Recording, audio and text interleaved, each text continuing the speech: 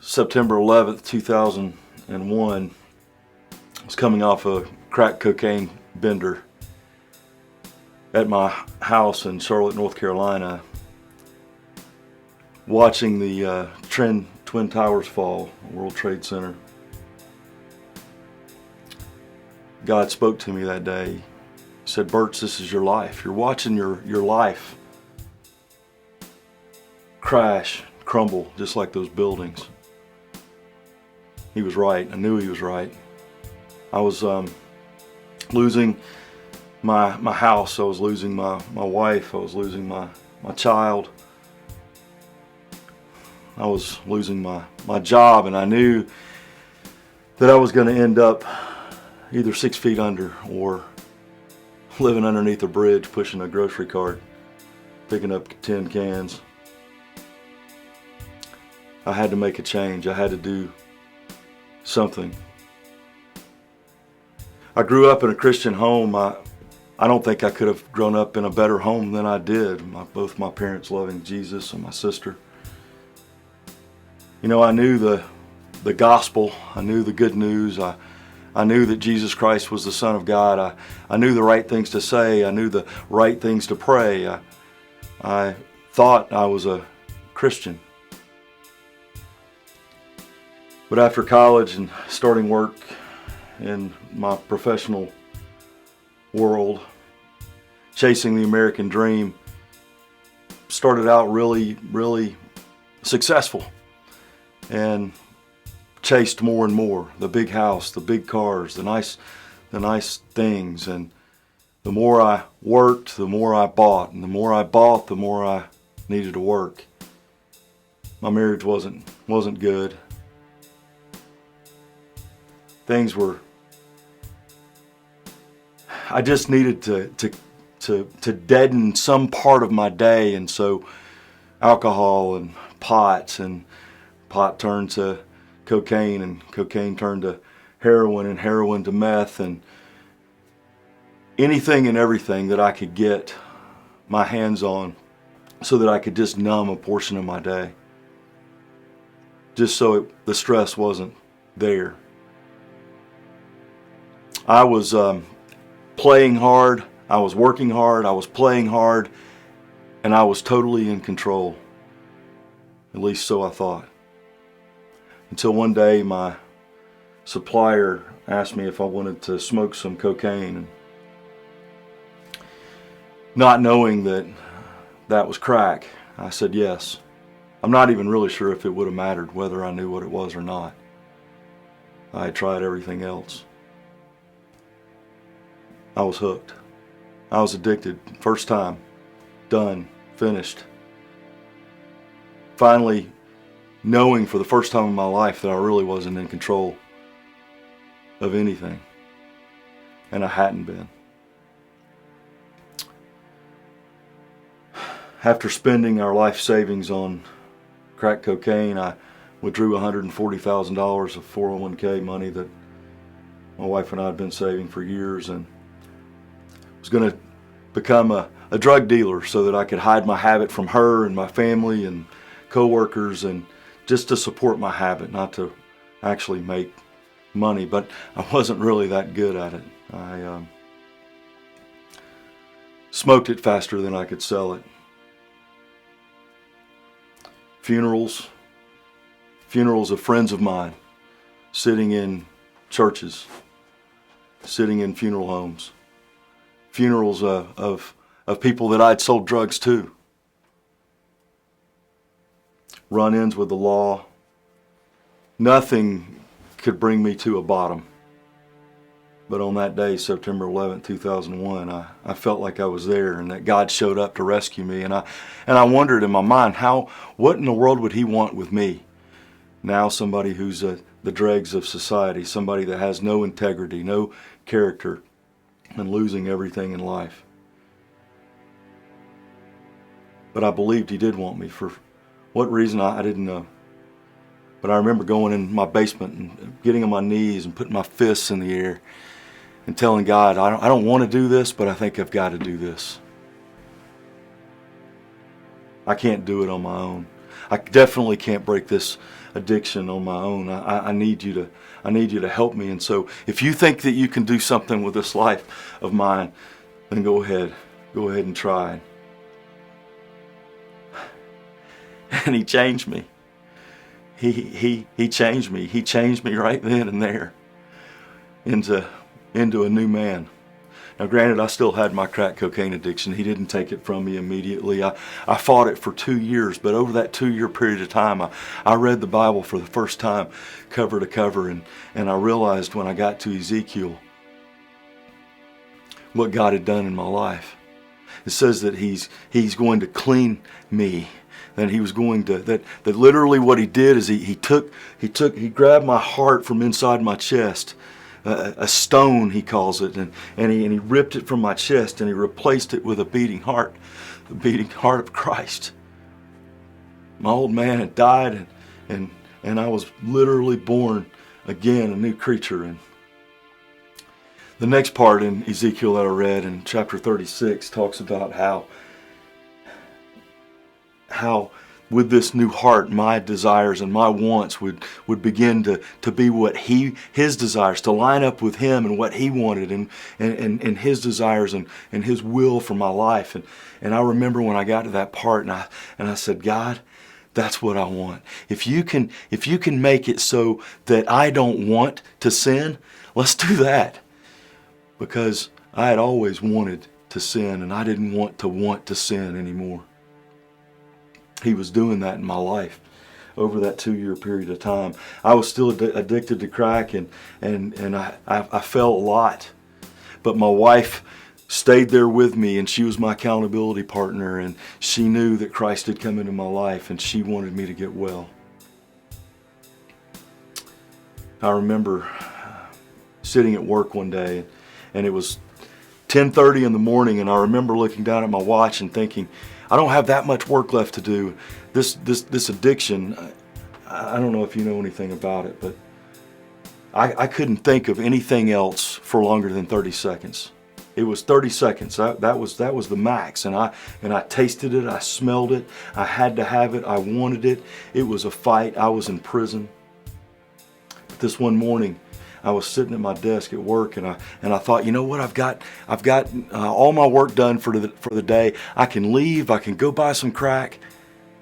I can stay in a hotel this afternoon, be home by 5:30 and nobody will know the difference. I looked down at my watch and I realized that it was 10:30 and it hit me. I woke up over 5 hours ago and this is the first time that I've thought about the drug today. I finally knew that Jesus was going to get me out of this prison of being addicted to crack cocaine. Tears streaming down my cheeks, thinking, He's going to do it. He's going to do this for me. He's going to give me the gift of my life back. I realized that day that my salvation, my coming to Christ wasn't about me overcoming my addiction or even God overcoming my addiction. My salvation was about Jesus Christ overcoming me. My wife and I had 2 more children and I went away to seminary and was completely clean of my addiction. We came back from Louisville, Kentucky back to Atlanta, Georgia and I began preaching. We had 2 more sons, one in 08 and one in 09, plus the 3 children that we already had. But those 2 little boys in 08 and 09 were stillbirths. I remember holding those 2 little boys in my hand, Crawford and Josiah. And I remember in 09 thinking to myself, God, you're sovereign, you're in control of everything. And being so angry and wondering and asking God, why did you even let her get pregnant? Why is she having to go through this? If you knew what the result was going to be. And I remember I had to preach on that Sunday and I went to the river because I knew I couldn't preach as angry as I was. And so I went to the river and I told God how angry I was. And I said, listen, God, you don't understand. You've never lost a son. Before it even came off my lips, I knew that what I just said was so wrong. Because not only had God lost a son, but he gave his son. He didn't just give his son, he poured out the wrath that was supposed to be poured out on me. He killed his son in my place. Yeah, he knew something about losing a son. And right then and there, I told God, I said, I don't understand. I don't understand. And he said, really, the only question that you've got to answer, Birch, is, do you still trust me? And I remember thinking, boy, I don't want to. But I knew deep down that I did. That he was sovereign over everything and that he loved me and that I could trust him even though I didn't know what was going on. My wife wanted a little boy. We had these two little boys that never breathed a breath, and God put a desire in her heart for a little boy, and I just couldn't go through it again. And so I told Suzanne, I said, I think we're done. And she said, I want to foster. I want to have another little boy in my house. I've got to have another little baby in my house. And so I told her, I remember telling her, it's one thing to lose a little boy that has never breathed a breath that you didn't get to know and put him in the ground. But it's a totally another thing to have a little boy live in your house and possibly have to give him away after you fall in love with him. And she said, I can't help it. This is what I've got to do. And so I began to fill out the paperwork and question after question after question. Have you ever done this? Have you ever done this? Have you ever filed bankruptcy? Have you ever done cocaine? Have you ever been arrested? I wadded it up and threw it in the garbage can, and I told Suzanne, they take kids from people like me, honey. They're not going to let us foster. And I remember her looking at me so sternly and saying, it's not up to DFACS. It's up to God. Fill it out. And I filled it out. June 24th, 2010. I got a phone call in the morning, and DFACS was on the other end of the line, and they said, Mr. Jones, we've approved you and Suzanne to be foster parents. I remember walking outside again like a little kid and looking up in the heavens and shaking my head and saying, wow, you're going to let me foster. After all I've done in my life, this past that I thought had painted a picture of who I'd always be, and you've changed me, and now you're going to let me foster a little boy. That afternoon, the very same afternoon, I got another call from DFACS, and I answered it. And the lady on the other end of the phone said, Mr. Jones, we've got a 7-day-old little boy, and we want you to come pick him up. He was born meth positive. We were all sitting around today saying, who is it that can walk through meth withdrawals with this little boy? And somebody said, Birch Jones just got approved today. Call him. He probably knows something about going through withdrawals. Again, I hung up the phone to go pick up this little 7-day-old little boy.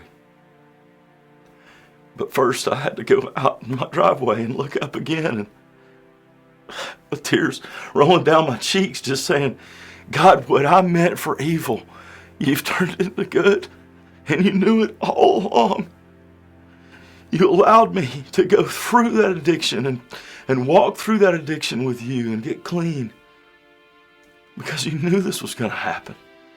You allowed me, God, to go through these 2 stillbirths to give us a desire for another little boy so that we would make the call to DFACS so that we could foster this little boy. I remember the look on my wife's face when she came in. She wasn't home when I got the phone call, and so I had to go pick him up, and I had him laying on the living room floor, and there's this little baby, and my then 4-year-old daughter was feeding him a bottle, and I remember my wife came in the room. She dropped what she had in her hands and she put her hands to her face and she said, "Why is there a little baby boy on the floor in my living room?" I'm a lot like I am now. I couldn't talk. And so my kids told her that it was our new foster baby, a little boy. God knew that we were going to end up adopting that little baby. God knew it all along. God wasn't about to let my past paralyze his future.